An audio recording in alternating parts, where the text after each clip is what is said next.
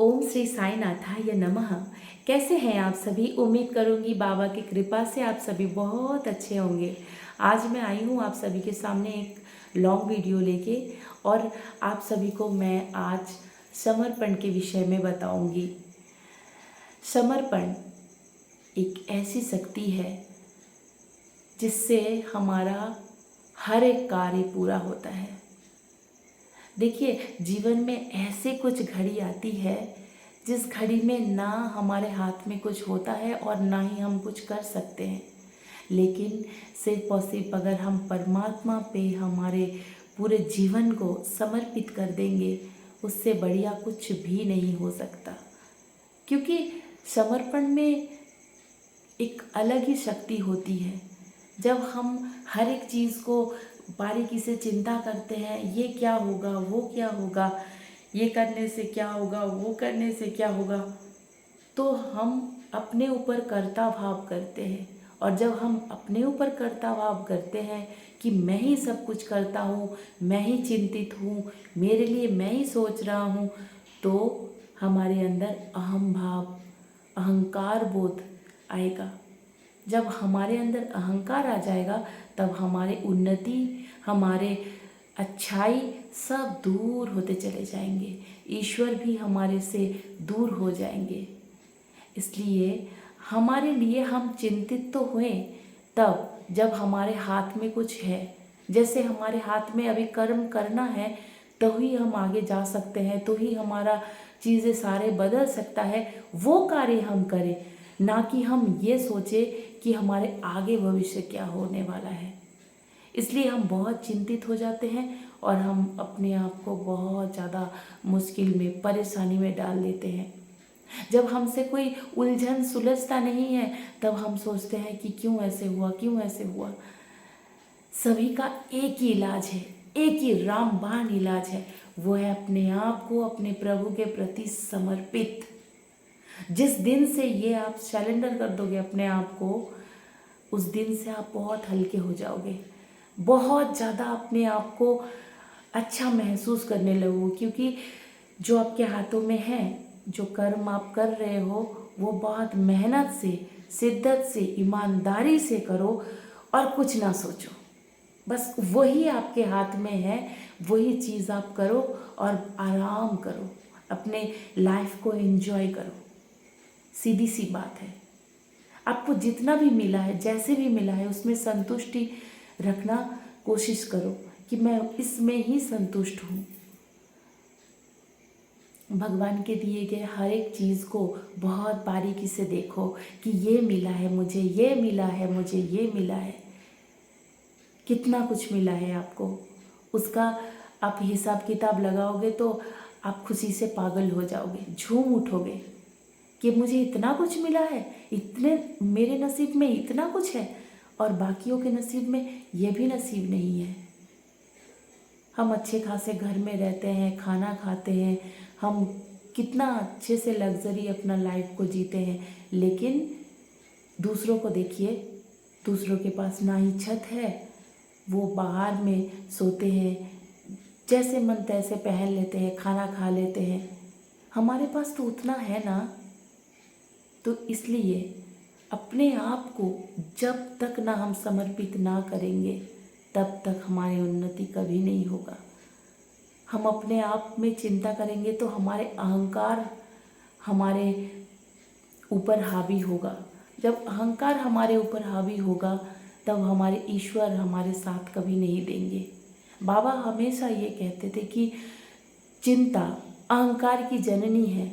जब तक तुम चिंतित रहोगे, तब तक तुम्हारे अंदर कर्ता भाव होगा कि मैं ही करता हूँ, मैं ही सब कुछ हूँ। जब तक तुम्हारे अंदर कर्ता भाव होगा, तब तक तुम्हारे जीवन में कभी उन्नति नहीं हो सकता है।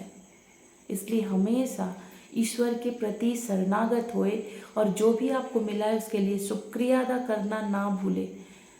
सुबह उठ के ईश्वर के सामने बोले कि आज मुझे ये सुबह मिला है, उसको अच्छे से मैं जीऊँ, और जो भी मेरे नसीब में है वो आप देख लेना।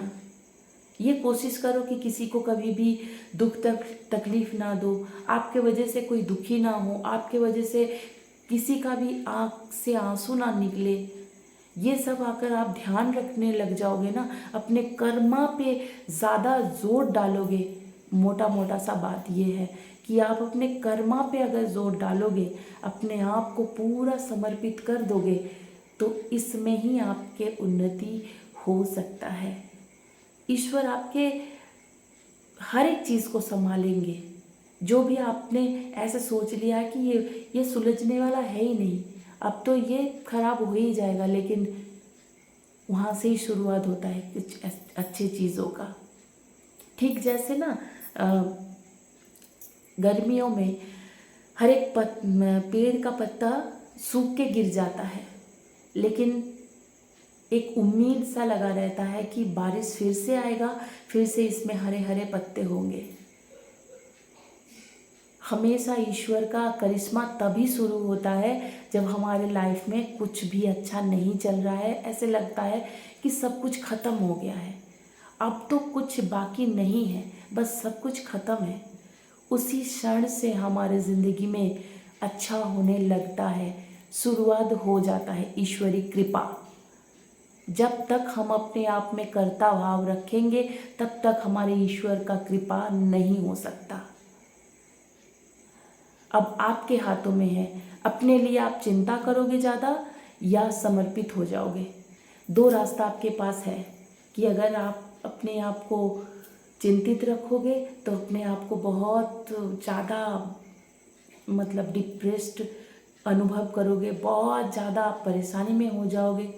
और अपने आप को अगर समर्पित कर दोगे तो इस जीवन के छोटे छोटे खुशी का मतलब आप खुशी को महसूस कर सकते हो। इस जीवन में जो हमारे भगवान ने हमें जो खुशियाँ दिया है, वो खुशी को आप महसूस कर सकते हो। अपने आप को बहुत ज़्यादा प्रसन्न अनुभव करोगे हर वक्त।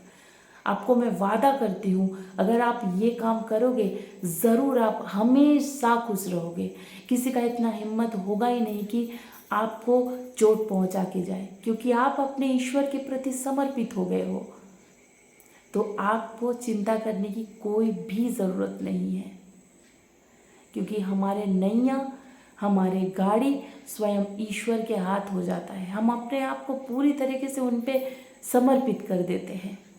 तो आइए सभी मिलके अपने आप को साईं के श्री चरण कमल में समर्पित करें।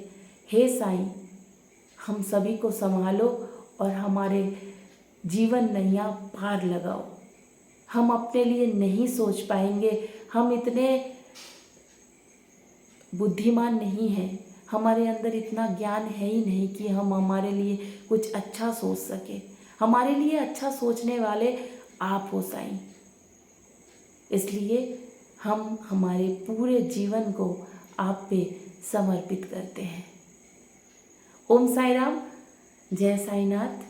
अगर अच्छा लगे वीडियो, सच्चा लगे तो ज़रूर लाइक कमेंट शेयर करना ना भूलें। और जिस तरह से मेरे शॉर्ट वीडियो को, मेरे संदेशा, साईं संदेशा को और मेरे रील्स को पसंद किए हो, आप सपोर्ट किए हो, आगे बढ़ाए हो, ठीक उसी तरह मेरे इस लॉन्ग वीडियो को भी, बाबा के गुणगान को घर घर पहुंचाइए। हर घर साईं, घर घर साईं।